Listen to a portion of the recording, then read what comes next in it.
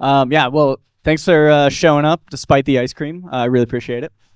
So yeah, I'm going to talk about CGroups for security investigations. It's basically a Linux DFIR primer. So if you're not familiar with DFIR, Digital Forensics and Incident Response, hopefully that'll be obvious shortly. So a little background on me.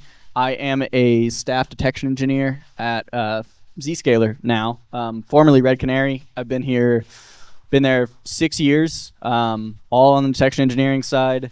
Before that, I did 5 years at Lumen, formerly CenturyLink. Shout out, Bill. Where I did a few different roles in incident response, threat intel, threat hunting, and I've always really enjoyed sort of less researched areas of DFIR. So today we're going to talk about CGroups, namely, what the hell are CGroups? Which seems to be the first question I get a lot whenever I bring this up. We're also going to talk about like how they're actually used in production Linux systems. You can't find bad if you don't know good.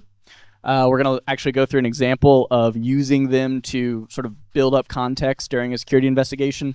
And finally, I'm going to touch on detection engineering with them. That is, after all, my job. So I hope I can provide a little more insight for you all to take away to your own jobs. But first, a sneak peek on why I think it's so important to monitor CGroups going forward. So they provide some really interesting benefits to us when we're like investigating a Linux compromise. Namely, they service relationships between processes exceptionally well. They add really interesting context, namely in like the container space, since they're so like fundamental to that area. And finally, they're pretty well tamper resistant. Like attackers don't really have a lot of ability to change them once they've landed on a box. And we can really use that to our advantage as defenders to sort of prep our hosts and kind of trap them in ways that we are really interested in understanding. But first, what are CGroups? So CGroups, otherwise known as control groups, they're really just like a labeling system in the Linux kernel for limiting resources. They work on a per process level, so every process gets assigned to one or many CGroups depending on the resource we're trying to limit. Those resources include things like the number of processes that like the entire group can spawn. They include the maximum memory an individual process has, what devices they have access to. And fortunately for us, there is a unified nested hierarchy in the CGroup system that we can use to identify relationships between processes. Kind of looks a bit like this. I just sort of summarize some stuff, but you can think of it kind of like this sort of hierarchy.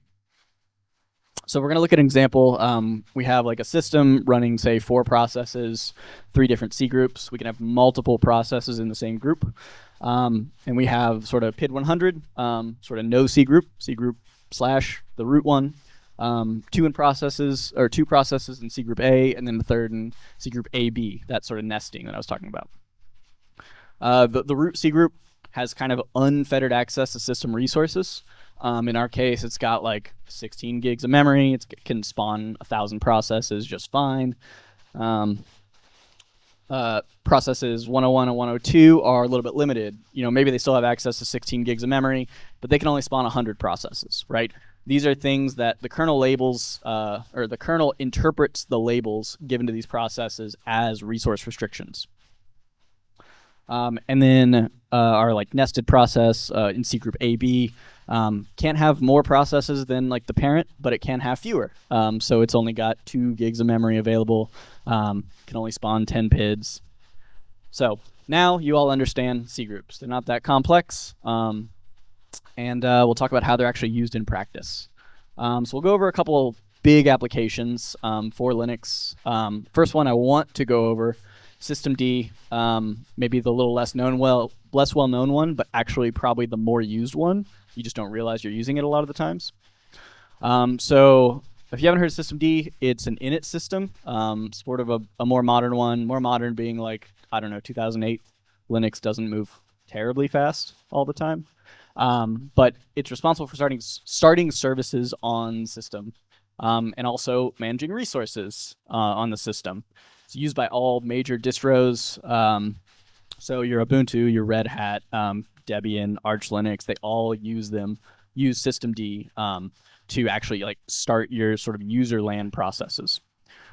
If you caught systemd is responsible for resources and also CGroups are responsible for resources, it's because systemd uses CGroups to manage those resources. It does them via these things called slice and scope units.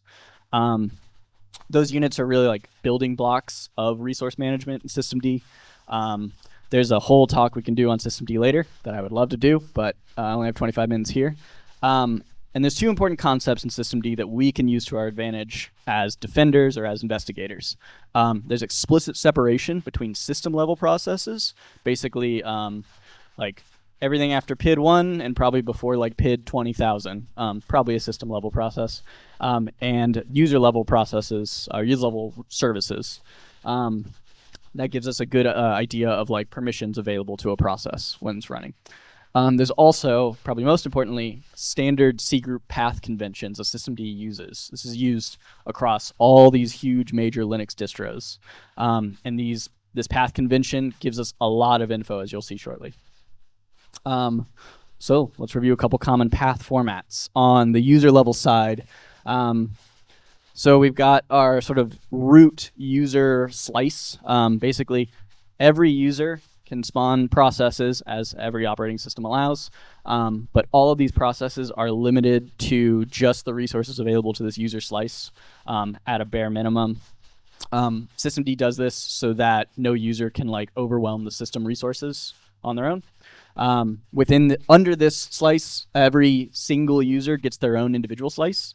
This is really useful from like an incident response, like a forensic standpoint, because we know straight up off the bat, like exactly which user is responsible for this thing without having to go find like a sort of map in memory of like which process belongs to which user, stuff like that. That's just embedded right in the cgroup itself.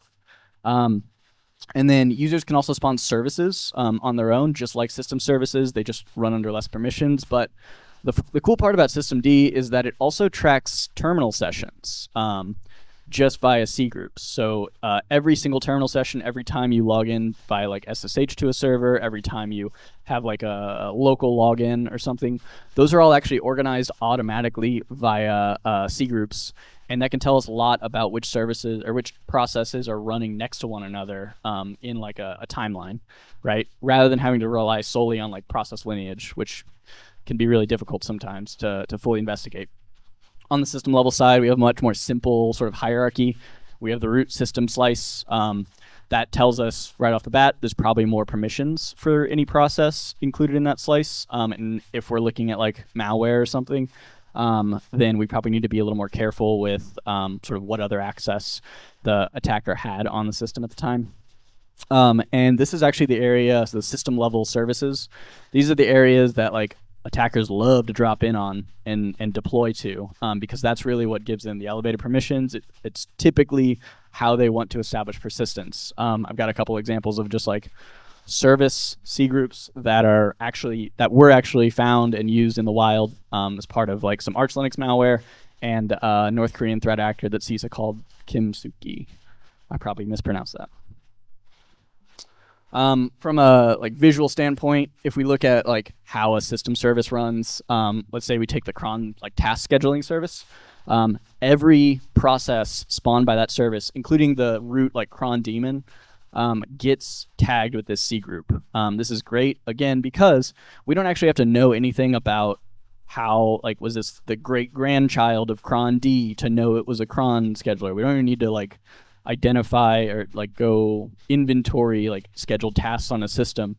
If we have the cgroup data and we see a process with this cgroup, we know cron.service means this was a scheduled task, and that gives us an instant like insight into what do we need to like investigate further, how do we need to like clean up this system once we're all like comfortable with the scope. On the user level side, so those terminal sessions, those scopes are really useful for differentiating between functionally equivalent processes. So like seeing bin bash and bin sh spawn right next to each other in like a process timeline or like a say our R logs or something can be really confusing, but if we know they respond from different session scopes, we instantly know they're probably actually not related to one another, right? It's probably just happenstance because a lot of things just use the Linux shell. during like regular execution. I've mentioned process lineage a couple times now. So this is actually sort of a diagram of that Arch Linux malware I just referenced just prior. So the way that malware worked was you install a like Linux package through like the Arch Linux marketplace. It installs a system level service. That service spawns a shell, which spawns wget, which spawns another shell to go execute like malicious script that it downloaded from the internet. If we had to investigate this on the process lineage side, maybe we know like, oh, it's weird for wget to be running as root. That sucks. And we can tell maybe there's a shell process that ran immediately after, so we can be pretty confident in our association between the two. But when we kind of zoom out and say, okay, how badly is this, or how bad is this compromise? How broad is this? There's these other shell processes being spawned as root, spawned by the init process. Are those related? We have to do a lot of legwork to really like scope that incident. We have to do like a lot of inference to be confident in our assessment. Whereas from a CGroup side, I mean, if we just look at the like CGroup available for the service, in this case xeactor.service, I don't know how they came up with that name. Maybe we see like, oh, this shell process is in that CGroup too. That's definitely bad. And this other one is in our syslog or some other service. That's definitely good, and we could ignore it, right? It's very quick data for us to go scope out our incidents and respond faster. The other application I really want to talk about is containers. So containers are not a thing, at least in the Linux kernel. The kernel has no idea what like a Docker container is. It doesn't really care like what like container runtime you're using. All it knows are these two sort of low-level technologies, one being CGroups, the other being namespaces that provide resource limitation and isolation between processes. That is really nice for us because if we're running like a big containerized system in, say, Azure Kubernetes service or in Cisco Splunk, for example, like our friend here, then it means that if an attacker compromises one of our containers, they have to operate within the CGroup paradigm. Like every process they spawn in that container is actually tagged with the CGroup that container is involved in. Unfortunately, from the container side, it's not quite as standard as the systemd sort of CGroups are. The Open Container Initiative is quite vague about how to implement CGroups, but there's a few like common patterns that are like available to like all Docker and runc, crun, all the big container runtimes, as well as Kubernetes. So we'll look at a couple examples. The paths are at least straightforward in a lot of cases, even if they're not standard. In Docker, so these look a lot like systemd service level stuff. We have our sort of Docker root, and then under that is every container ID. Very simple, just two parts. So we have, this is the exact same container ID that's viewed when you actually like look at your running containers, and when all your logs that you collect from your container runtimes are available, they pull out this Docker ID or this container ID exactly. Kubernetes provides a little more info. It includes things like a quality of service class, which is kind of like a resource like profile almost, and then a pod ID. And so if you're big on Kubernetes, you understand like pods are actually the sort of unit of measurement in Kubernetes. So typically like one pod spawns one container, but there's no actual restriction for why a pod can't spawn a bunch of containers. So we embed that relationship between a pod and its containers in the CGroup path as well. That gives us a lot of latitude without actually having to touch the Kubernetes system, which can be extremely complex, not just for users, but also for developers. If we're looking at this from like a visual perspective, again, we have our like root, Docker, CGroup, the container ID, and then all the processes that spawn, just like that cron implementation, right? Every process in this container, by necessity, because of what the kernel does, is tagged with this same CGroup, right? So we know without looking at process lineage, without hooking into a container runtime, without having to go to any other external system, we know bash and ps and id are all related to one another by the container they're in. So that was a lot. Let's start looking at like a security investigation. How can we actually use this on, say, a compromised host? I didn't want to tempt the demo gods today, so you're going to look at some terminal output, and I hope it's going to be the same, whether it's a live demo or not a live demo. But before that, I was actually very pleasantly surprised to see many references to Falco and similar tools. I'm going to include my own. So Falco is a great tool if you're unfamiliar for monitoring container systems, for monitoring like Kubernetes deployments. It's originally built by Sysdig, but maintained by the, I can never remember CNCF. Help me out. He can also never remember CNCF, and that's fine. Maintained by the Cloud Native Computing Foundation. Thank you. Okay. So these people basically handle a lot of the like community around different sort of container initiatives that are like really popular in open source systems. They also manage Kubernetes. Falco is a great tool though. It comes with a lot of capabilities by default, including monitoring processes, generating like alerts, helping you like export your like telemetry from your containers and Linux systems. And it's also really extendable. It's really nice in particular because it already collects the cgroup info. It just doesn't expose it by default. But exposing it is as simple as a little YAML config change on the right. So we have this system, we have this Linux server, we start seeing alerts pop up. And the alerts contain some interesting info. They trigger a few rules, some like credential theft rules, sensitive file open, grabbing for private keys, AWS cred search activity. These are unusual. These definitely like alert your SOC and say, oh, something is going on this server. And Falco maybe doesn't, know much else other than a cgroup, but that cgroup contains a Docker path, right? So we know that there is a container that's been popped. We know exactly which container it is. A few minutes later, the exact same thing happened. Looking at the cgroup again, we get a different container ID, which is really interesting now, right? Because it starts like generating new questions. Do we have a vulnerable base image that's getting exploited, right? What's going on? Did we write some exploitable code or something like that? What's in common across these two containers? And then a third instance, we keep getting the same alerts, right? Only this time, we actually don't have a Docker cgroup path. We have a systemd terminal path, right? Which tells us, oh, they broke out of our containers probably, and they are on the system, right? And they're running as UID 1000, for example, right? Adding just cgroups into our sort of investigation path gives us a lot of info that we otherwise wouldn't necessarily have by just looking at like, oh, the same host is generating the same alerts. Hopefully that doesn't result in your like SOC analyst just hiding the alerts, but this does gives us like good like a good timeline already of like things to be wary of. We have a user to lock down. We have a couple containers that we know we need to rotate, and probably some like questions of like our actual deployment mechanisms that we need to go like answer and potentially go remediate as well. All just with this like addition of just this one path. Hopefully by now, I'm slowly convincing you that there's a few advantages to monitoring cgroups, right?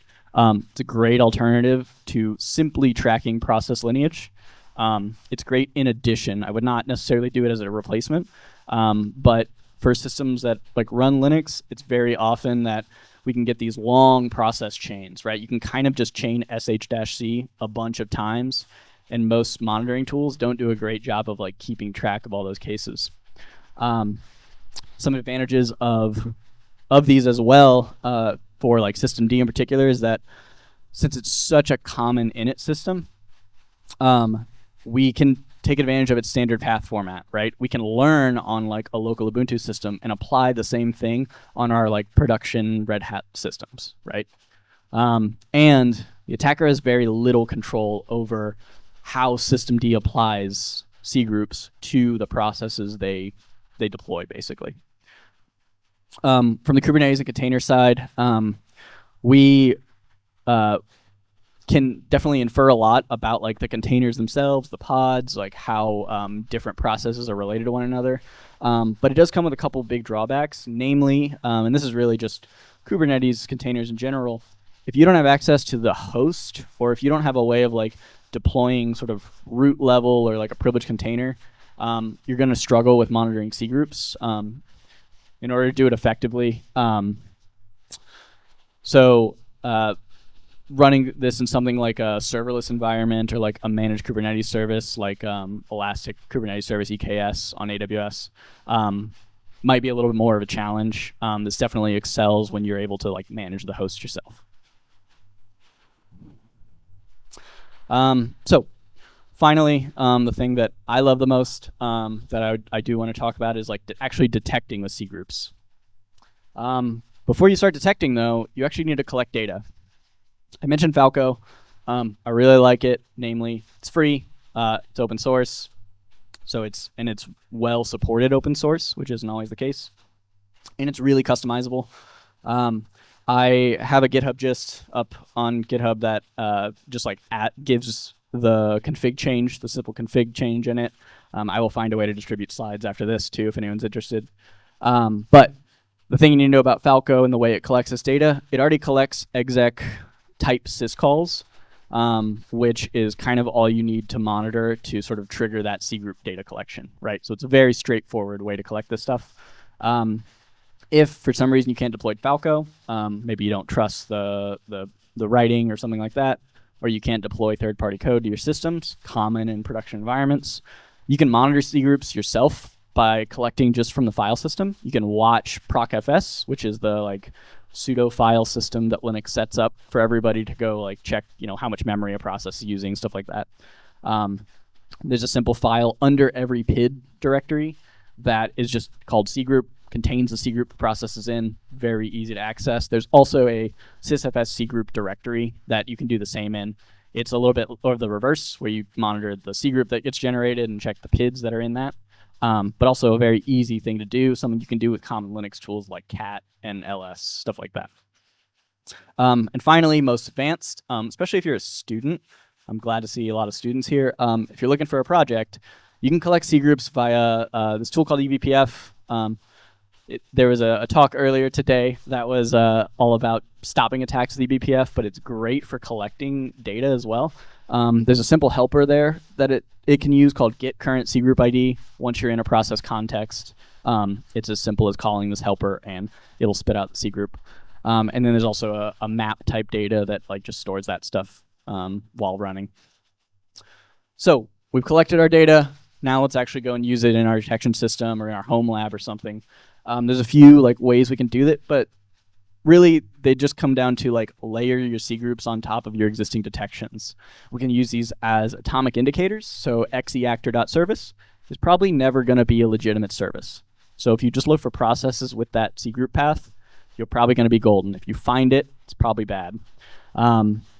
Team TNT is a little bit older now. A few years ago, they were really big, but they've had sad service.service. Team PCP, which is sort of the new hotness in Linux infrastructure hacking, is or supply chain hacking, I should say, not infrastructure hacking. They use sysmon.service lately, but these things are so easy to change that like you have to be careful with just using them as atomic indicators. On the detection side, you can also use them for anomaly detection.